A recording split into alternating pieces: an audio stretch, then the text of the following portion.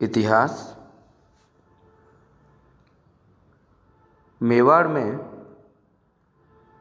गुहिलों की उत्पत्ति एवं विस्तार के संबंध में हमें विभिन्न स्रोत मिलते हैं, जिसमें जैन साहित्य भी है, फारसी साहित्य भी है, हिंदी साहित्य भी है, राजस्थानी साहित्य भी है और उसके अतिरिक्त पुरातात्विक सामग्री भी है। फारसी साहित्य में अबुल फजल व अन्य मुग़ल कालीन इतिहासकारों के अनुसार ईरान के बादशाह नौशेरवां आदिल के वंशज गोहिल हैं। इसी तरह जैन ग्रंथों के अनुसार वल्लभी के राजा शिलादित्य के ये वंशज हैं। वल्लभी गुजरात में है और प्राचीन विश्वविद्यालय था। डॉक्टर गौरीशंकर हीराचंद ओझा इन्हें विशुद्ध सूर्यवंशी राजपूत मानते हैं।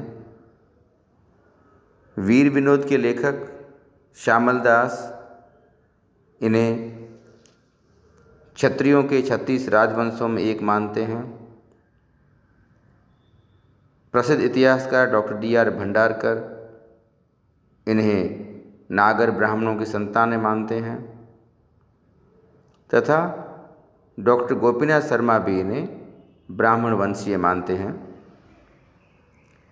12वीं शताब्दी से पहले गोहिलों को सूर्यवंशी नहीं कहा गया। सूर्यवंशी या क्षत्रिय लिखने की परिपाटी चित्तौड़ में 1278 के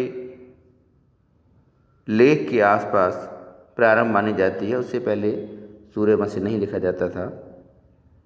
हमें गोहिलों की विभिन्न शाखाएं मिलती है, जिनमें गोहिल मालवा, कल्याणपुर, चाटसू, वागड़, काठियावाड़ में फैले हुए, बाद में मेवाड़ में एकत्रित हो शक्तिशाली हुए। सर्वप्रथम मेवाड़ में बसने के कारण मेवाड़ के गोहिल कहलाए। नैणसी की ख्यात के लेखक मोहनोत नैणसी लिखते हैं कि 24 शाखाएं, जिसमें मालवा के गोहिल, कल्याणपुर के गोहिल, वागड़ के गोहिल, चाटसू के गोहिल, मारवाड़ के गोहिल, धौड़ के गोहिल जो जहाजपुर के पास भीलवाड़ा के पास स्थित है, काठियावाड़ गुजरात के गोहिल, आहड़ के गोहिल इत्यादि अधिक प्रसिद्ध हुए। मेवाड़ के गोहिल गोह अथवा गुहदत्त जो शिलादित्य का पुत्र था, आनंदपुर वड़नगर का राजा, वड़नगर जो अहमदाबाद के पास में है, वड़नगर का राजा शिलादित्य सूर्यवंशी था। इसके वंशज 10 पीढ़ियों तक नागर ब्राह्मण कहलाए। डॉक्टर गौरीशंकर हीराचंद ओझा गोहिल का समय 566 ईस्वी मानते हैं। गोहिल के सिक्के हमें सांभर संग्रहालय में रखे हुए मिलते हैं। गोहिलों की सत्ता का प्रारंभिक केंद्र नागदा उदयपुर के पास स्थित है, जहाँ बापा रावल की समाधि बनी हुई है। उसकी मृत्यु यहीं हुई थी। आगरा के पास 1869 ईस्वी में प्राप्त 2000 से अधिक चांदी के सिक्के तथा 9 तांबे के सिक्के जो श्री रोशनलाल सांभर के संग्रह में संग्रहित हैं, गोहिल को एक स्वतंत्र व विस्तृत राज्य का स्वामी सिद्ध करते हैं। गोहिल के उत्तराधिकारी शील, अपराजित, भृतभट्ट, अल्लट, नरवाहन, शक्ति, कुमार, विजय सिंह, नागादित्य, बापा जिसे बापा रावल कहते हैं, शासक हुए। बापा पराक्रमी शासक और उसने रावल की उपाधि धारण की।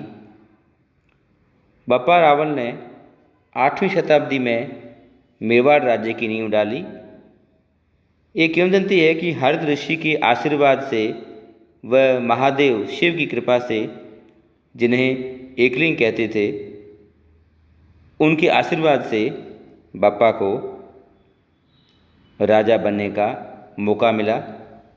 बापा के उत्तराधिकारी भोज, महेंद्र, नाग, शिलादित्य, अपराजित, कालभोज, खुमान प्रथम, मम्मट, भृतभट्ट, सिंह, खुमान द्वितीय, महायक, खुमान तृतीय, भरतभट्ट द्वितीय, अल्लट, नरवाहन, शक्ति कुमार, संबा प्रसाद व उसके बाद 10 अन्य शासक, जिसकी सूची हमें जेम्स टॉड ने भी दी है। किंतु जो सूची डॉक्टर गोपीनाथ शर्मा ने दी है उससे जेम्स टॉड की सूची मेल नहीं खाती है। इसलिए दोनों में हमें थोड़ी बहुत असमानताएं में देखने को मिलती है। इसके पश्चात वैरी सिंह, विजय, अब देखिए अब नाम के साथ सिंह लग रहा है, वैरी सिंह, विजय सिंह, सामंत सिंह, कुमार सिंह, पद्म सिंह, जेत्र सिंह, तेज सिंह, समर सिंह, जो अलाउद्दीन खिलजी का समकालीन था। इस तरह हमें ये इनकी गोहिल की वंशावली मिलती है। गोहिलों की विभिन्न शाखाओं जो है उनका विभिन्न क्षेत्रों पर भी हमें प्रभाव देखने को मिलता है। जैसे चाटसू के गोहिलों ने लंबे समय तक शासन किया। इन्हें गौड़ों को परास्त करने, अरबों की प्रगति को रोकने, प्रतिहारों को सहयोग देने एवं बाद में मालवा के एक क्षेत्र को अधिकृत करने का गौरव हासिल है। मालवा मध्य प्रदेश का पश्चिमी भूभाग कहलाता है, जिसमें रतलाम है, मंदसौर है, नीमच है, ये जिले आते हैं। बाद में चौहानों की इन्होंने अधीनता स्वीकार कर ली और मालवा क्षेत्र के गोहिल कुमार पाल सोलंकी के सामंत बन गए। वागड़ क्षेत्र के लिए विभिन्न वंशों में परस्पर संघर्ष हुआ और 12वीं सदी में आहड़ा गोहिलों का इस क्षेत्र में आधिपत्य हो गया और इन्होंने मेवाड़ के गोहिलों की सहायता से यहाँ पे अपनी सत्ता स्थापित की। मारवाड़ के गोहिल भी 14वीं शताब्दी में परास्त होकर राठौड़ों के प्रभुत्व में आ गए। धोड़ के गोहिल भी स्वतंत्र शासक रूप में शासन नहीं कर सके। इस तरह हमें गोहिलों के प्रारंभिक उत्पत्ति, उनके विस्तार का वर्णन हमें विभिन्न साहित्यिक स्रोतों से मिलता है। गोहिल के उत्तराधिकारियों में जो प्रमुख घटना है और वह ऐतिहासिक है या नहीं है, इस बारे में थोड़ी हमें शंका भी है इतिहासकारों को। टॉड के अनुसार गोहिल की 8वीं पीढ़ी में नागादित्य भील राजा के हाथों मारा गया, क्योंकि इस क्षेत्र पे पहले भीलों का शासन था, जिसके नाम पे भीलवाड़ा पड़ा। बूंदी, कोटा, मेवाड़, बांसवाड़ा, डूंगरपुर, ये सभी जो इलाके हैं, भीनमाल, जैसे भीलमाल में बोलते थे, ये सारे इलाके जो हैं वो ढूंढाड़, यहाँ सब पहले भील और मीणाओं का शासन था, आदिवासियों का शासन था। बाद में जो है वो इन्हें पराजित करके और बाकी वंश यहाँ पे स्थापित हुए। भीलों ने गोहिलों से अपना ईडर राज्य वापस लिया।